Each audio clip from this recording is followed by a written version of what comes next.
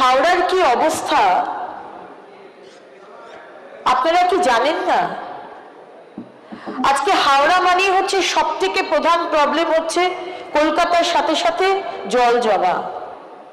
আজকে এই ধরনের কমপ্লেন আমাদের কাছে আসছে, অ্যাম্বুলেন্স ঢুকতে পারছে না। আজকে নালী যদি পরিষ্কার করতে বলছি, নালী থেকে শুধু প্লাস্টিক বেরোচ্ছে। আমরা 1 সেপ্টেম্বর থেকে পেনাল্টি আনছি যাতে এই প্রবলেমটা যাতে না হয়। আজকে ছোট ছোট যে বাড়ি,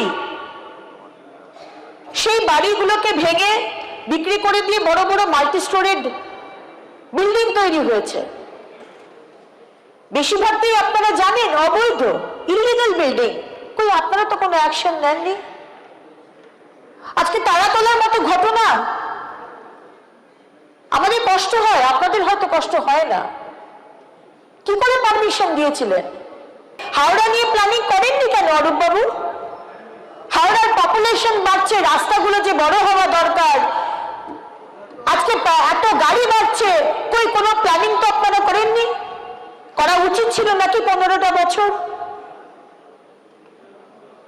আমরা কিন্তু প্ল্যানিংটা করছি। আমরা একটা মাস্টার প্ল্যান নিয়ে আসছি হাওড়ার জন্য, for roads, for drainage and for water.